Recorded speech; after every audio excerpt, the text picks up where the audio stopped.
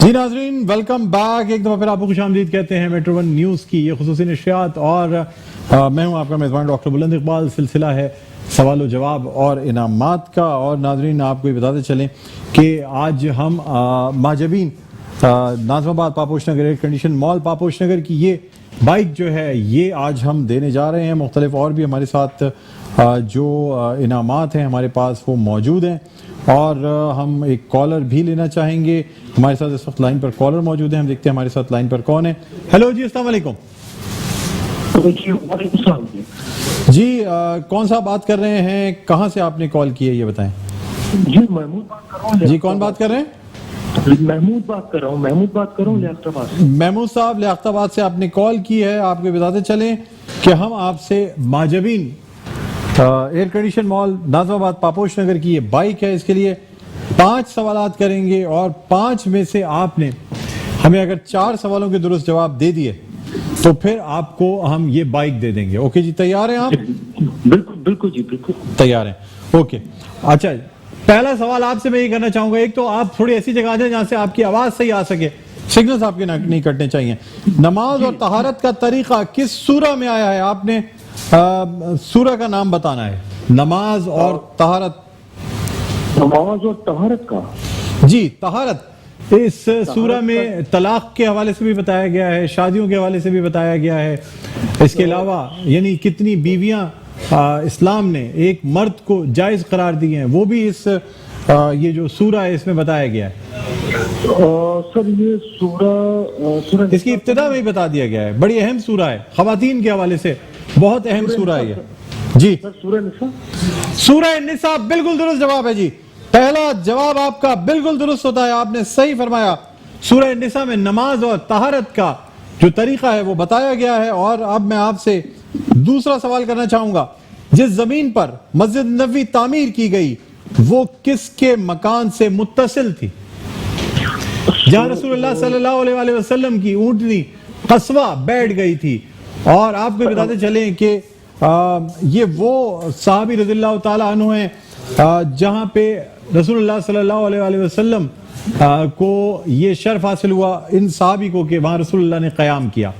آپ مجھے ان صحابی رضی اللہ تعالیٰ عنہ کا نام بتائیں کہ کس کے گھر سے متصل وہ جگہ جہاں مسجد نبوی تعمیر کی گئی، جہاں رسول اللہ صلی اللہ علیہ وسلم کی اونٹنی قصوہ تشریف فرما ہو گئی تھی۔ جی جی جی جی، حضرت ابو ایوب انصاری رضی اللہ تعالیٰ، حضرت ابو ایوب انصاری رضی اللہ تعالیٰ عنہ بالکل درست جواب ہے۔ آپ کا جواب بالکل درست ہوتا ہے، 2 سوالوں کے آپ نے درست جواب دے دیے ہیں۔ تیسرا سوال میں آپ سے کرنا چاہوں گا، مجھے بتائیے گا نبی اکرم صلی اللہ علیہ وسلم کا سلسلہ نسب کس پیغمبر سے ملتا ہے؟ حضرت ابراہیم علیہ السلام سے۔ حضرت ابراہیم علیہ السلام بالکل درست جواب ہے، 3 سوالوں کے درست جواب دے چکے ہیں میرے بھائی۔ 1 سوال کی دوری پہ یہ بائک آپ سے ہے، اگر آپ نے اس سوال کا جواب درست دے دیا تو آپ یہ بائک جیتنے میں کامیاب ہو جائیں گے۔ تیار ہیں؟ بالکل بالکل خوشی سے۔ مجھے یہ بتائیے گا کہ اگر آپ کسی وجہ سے سفر میں ہوں اور فرض نمازیں پوری نہ ادا کر سکیں تو جو نمازیں ادا کی جاتی ہیں اسے کیا کہتے ہیں؟ کیا کہہ رہے ہیں آپ؟ دوبارہ سوال کیجیے گا۔ آپ سفر میں ہیں، آپ سمجھ لیں آپ کراچی سے نکل گئے اور آپ لاہور کے لیے روانہ ہو گئے ہیں، راستے میں آپ نماز پڑھنی ہے آپ کو، اب ظہر کی نماز آئی ہے، لیکن آپ چونکہ سفر میں، اس لیے اللہ تعالیٰ نے ہمیں یہ آسانی عطا کر دی ہے کہ ہم سفر میں پوری نمازیں نہ پڑھیں، تو سفر کی نماز کا کیا نام ہے، کیا کہا جاتا ہے ایسی نماز کو جو سفر میں پڑھی جاتی ہے؟ سفر میں نماز پڑھی ہے جی۔ اچھا یہ بتائیں ابھی میرے پاس کتنے جواب میں اور میرے بھائی سوال سنو، یہ فکر نہ کرو کہ ایک جواب کی گنجائش ہے، یہ سوال اگر آپ اس کا جواب غلط دیتے ہیں تو پھر بھی میں آپ سے اگلا سوال کر لوں گا، اتنا ریلیکس کر دیتا ہوں آپ کو۔ سوال پلیز دوبارہ دہرائیں گے؟ ارے میرے بھائی، آپ نے سفر کیا ہے کبھی؟ کراچی سے باہر گئے ہیں آپ؟ جی جی جی۔ تو جب آپ کراچی سے باہر جا رہے ہوتے ہیں اور دوران سفر اگر نماز پڑھنی پڑے یا اگر قیام مختصر ہو اور دوسری جگہ بھی آپ موجود ہیں، دوسرے شہر میں بھی، تو بھی ظاہر سی بات ہے آپ پوری نماز تو نہیں پڑھیں گے، آپ سفر میں، اللہ تعالیٰ نے آپ کو یہ آسانی فراہم کر دی ہے کہ آپ سفر میں پوری نماز پڑھنے کے پابند نہیں ہیں۔ آپ جو نماز پڑھتے ہیں اس کا ایک نام ہے اور آپ کو ثواب پوری نماز کا ملتا ہے؟ وقت محدود ہے میرے بھائی، مجھے بتائیے گا۔ میرے ذہن میں اس وقت نہیں آ رہا آپ کے ذہن میں؟ مجھے افسوس ہے آپ نہیں بتا سکے۔ صحیح جواب ہے نماز قصر۔ نماز جی جی جی۔ اور اب ہم آپ سے اگلا سوال کرنا چاہیں گے، مجھے بتائیے گا کہ حضرت بلکہ مجھے یہ بتائیے کہ حضرت عیسیٰ علیہ السلام کے زندہ آسمان پر اٹھائے جانے کا ذکر کس سورہ میں بیان کیا گیا؟ جی جی جی جی حضرت عیسیٰ علیہ السلام کے آسمان پر اٹھائے جانے کا ذکر کس سورہ میں بیان کیا گیا ہے؟ سر حضرت عیسیٰ علیہ السلام کے زندہ آسمان پر سورہ آل عمران ہے سر۔ سورہ آل عمران بالکل درست جواب ہے۔ بہت بہت مبارک ہو میرے بھائی۔ مہجبین ایئر کنڈیشن ناظم آباد پاپوش نگر، یہ ایئر کنڈیشن مال کی بائک جو آپ کو دی جا رہی ہے۔ ناظرین آپ کو بتاتے چلیں ندیم خان صاحب جو کہ اونر ہیں مہجبین ایئر کنڈیشن مال ناظم آباد پاپوش نگر کے، ان کو آج یہاں تشریف لانا تھا لیکن وہ اپنی مصروفیات کی وجہ سے نہیں آ سکے ہیں۔ بہرحال یہ بائک ہم نے 5 سوالوں میں سے 4 سوال درست دینے پر آپ کو دے دیے۔ آپ ہولڈ پہ رہیے گا اور ہولڈ پہ رہتے ہوئے آپ جو ہیں وہ اپنا جو ایڈریس ہے نمبر ہے وہ لکھوائیے گا، ٹھیک ہے جناب۔